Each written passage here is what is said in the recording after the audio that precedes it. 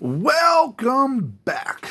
So the last couple of videos I've done, for some weird reason, they've been sideways, and I've thought I could fix it, and I don't know why, but it seems to be a camera issue, not a programming issue. So this is a test. If this doesn't go well, then I probably won't upload this. But if it does, then I will. We're opening this one up. Commander Silverquill statement. I was looking so forward to this one. I like some of the cards in it. And as you could tell from the... As you could tell from the pre-release, I'm a Silverquill fan. I'm an Orzhov fan. I like the black and white aristocrats style. So we're going to get into this a little bit. Now, one thing that they did change, I'm not a big fan of it, but one thing they did change was they got rid of, I don't know the purpose of that.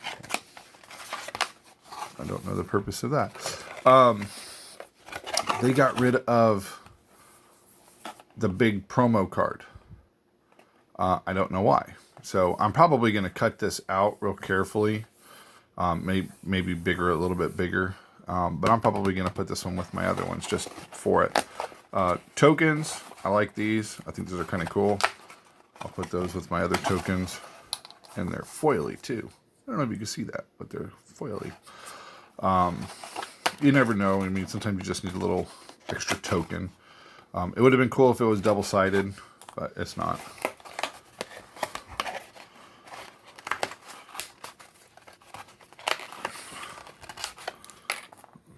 So 6 red ones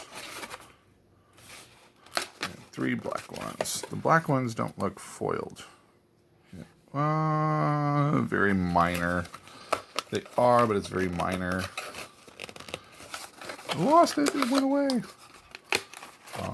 And honestly, they probably should have made this so that it could be popped out too. There's a lot of the Commanders players. They still collect them.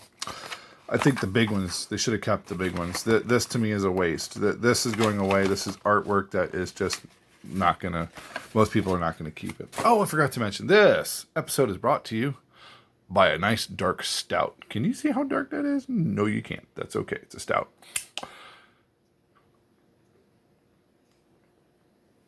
Oh, it's a good stout too. So, I don't know why they did that.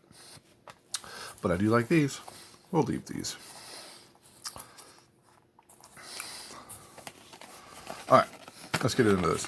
So, for the commander of this, it's not actually the greatest commander. What is this? Oh, the instructions, yeah. I'm not a big fan of Brina. I'm not a big fan of Brina. I think these two, and okay, let me get into this better. That is garbage. That is your life counter. It's kind of cool, nice Orzhov style. They should have gave you a counter. I'm sorry, a life counter or 2, a black and a white one. All right, so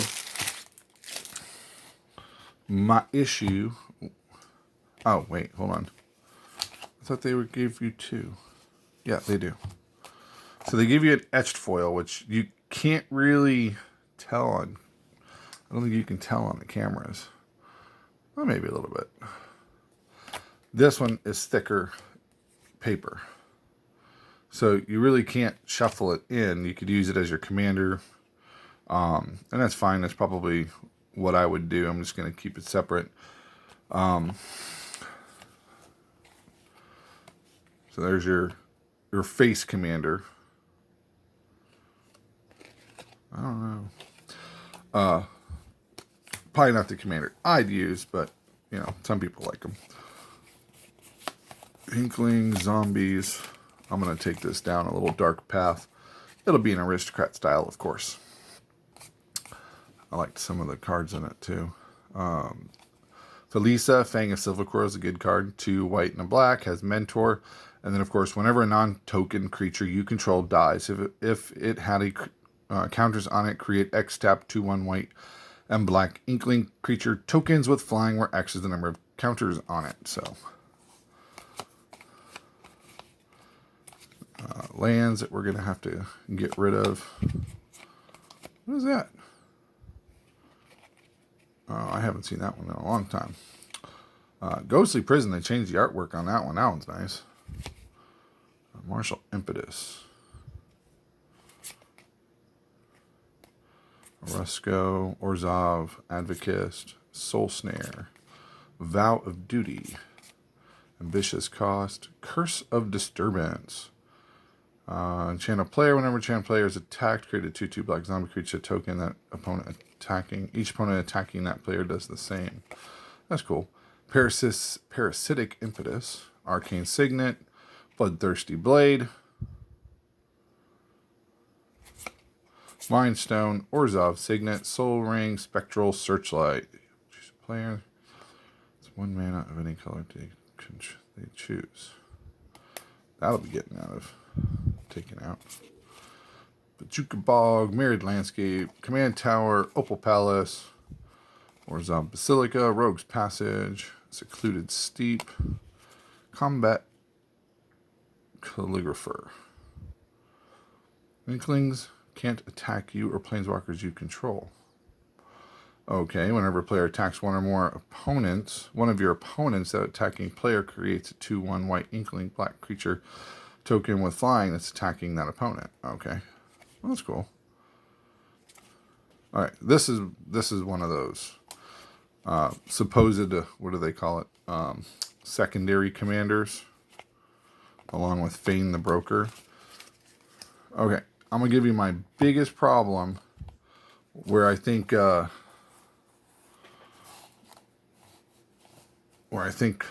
they kind of messed up on this. Okay, Fane the Broker, 2 and a white.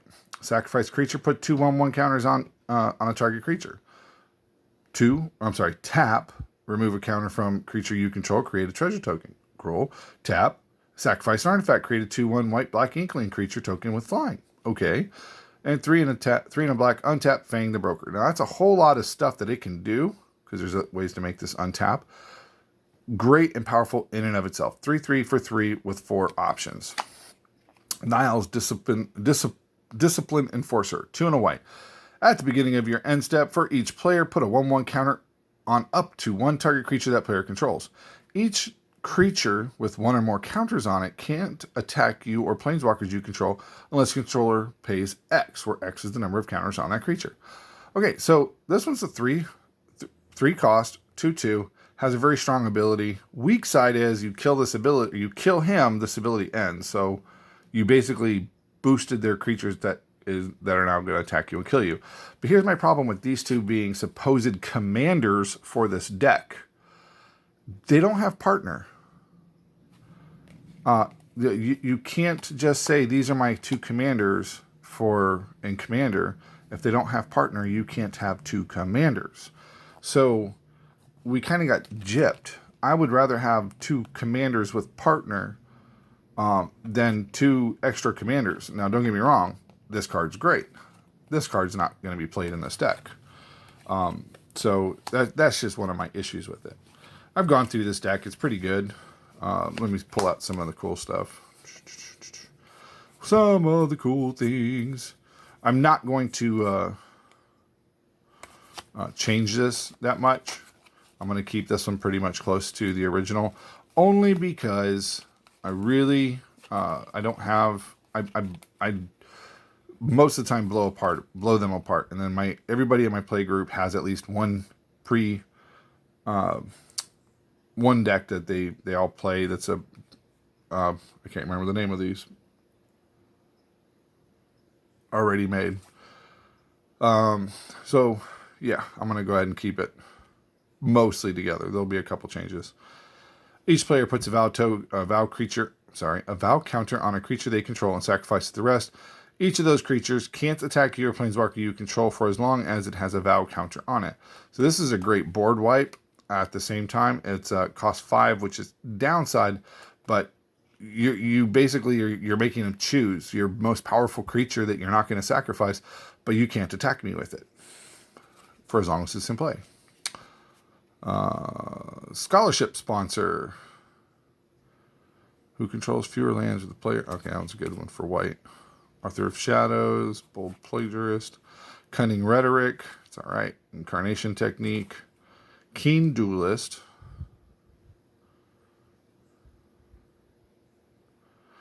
Okay, at the beginning of each of your upkeep, you and target opponent each reveal top card of your library. You each lose life equal to the mana value of the card revealed by the other player. You each put the card you revealed into your hand. Stinging Study. Okay. Ink Shield. Tempting Contract. At the beginning of your upkeep, each opponent may create a treasure token for each opponent who does. You create a treasure token. Ooh, I like that one. That's a good one. Angel of Serenity. That's pretty expensive.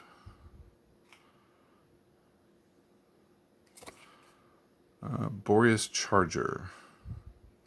Another white. Citadel Siege. Duelist Heritage. Gideon. There's Gideon. 2 and 2. Put a loyalty counter on Gideon, Champion of Justice, for each creature target opponent controls. Until end of turn, Gideon, Champion of Justice, becomes a human soldier creature with power and toughness equal to the number of loyalty counters on him, and he gains indestructible. He's still a planeswalker. Prevent all damage that would be dealt to him this turn. Okay, negative 15. Exile all other permanents. It's pretty hefty. He's probably coming out. I don't play with too many planeswalkers. Knight of the White Orchid. Selfless Squire.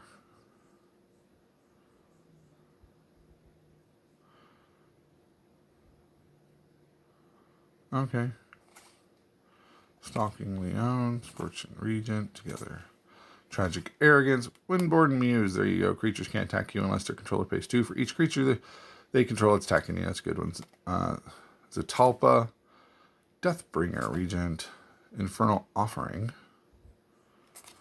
Necropolis Regent, 3 and 3. Whenever a creature you control deals combat damage to a player, put that many 1/1 counters on it. That's not bad. This one's probably coming out. I like it. No,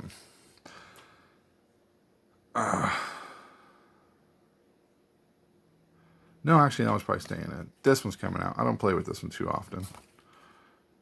Magister of Worth. Debtor's Knoll. The reason why I take this one out is an enchantment. Costs you 7 to put into play at the beginning of your upkeep. Put target creature card from your graveyard onto the battlefield under your control, which is a great thing. But on turn 7, if I have 7-drop, I normally want to play 2 or 3 cards, not 1. So that's my biggest problem with that. This one you really need to cheat in, or you need to have a bunch of tokens to be able to do that. Magister of the Worthy. Oh, I love that artwork. Let's check out that artwork. She is beautiful. Will of the Console. When Magister of the Worth enters the battlefield, starting with you, each player votes for Grace or Condemnation. If Grace gets more votes, each player returns each creature card from their graveyard to the battlefield. If Condemnation gets more votes, or the vote is tied, destroy all creatures other than Magister of Worth. Okay, I do like that. Teysa, Envoy of Ghosts. Good one. Probably taking her out. I'll probably put the other Teysa in. Protection from creatures. Whenever a creature deals combat damage to you, destroy that creature. Create a 1/1 black and white spirit creature token with flying. Utter End. Great way of removal. Coveted Jewel. Add 3 mana of any one color. Enters, draw 3 cards. Okay, I like that. Whenever one or more creatures an opponent controls attacks you or aren't blocked, the player draws 3 cards and gains control of Coveted Jewel. Untap it. All of a sudden, I don't like that. Whenever one or more creatures an opponent controls attacks you and aren't blocked, so they have to be blocked. Pendant of Prosperity. Of an opponent of your choice, draw a card. Then you may put a land card from your hand on the battlefield. Okay. Victory Chimes. I love the goblins. Look at the picture of the goblins. I don't know if you can see them. They're holding the... It's like not focusing. There we go. Untap Victory Chimes. During each other player's untap step, a player of your choice adds colorless mana.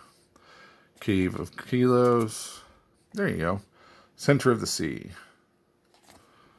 Temple of Silence. Tainted Fields. Temple of False Gods. Bunch of plains. Bunch of swamps. Not a bad deck. I'm going to have fun blowing this one apart. I will probably do a, what do they call it? A breakdown of this. Some of the cards I'll take out. One of my next videos will probably be what I've done with this deck to make it more my style, the way I like things. I hope you enjoyed this video. I do apologize about it only being 15 minutes long. I know my last one was really short. I'm not going too much into this. This is a test, so the next time you see this, or next time you see me or hear my voice, it will be a deck tech on a commander deck, and it'll probably be this deck. So, thank you. Have a great night. I hope you enjoyed it.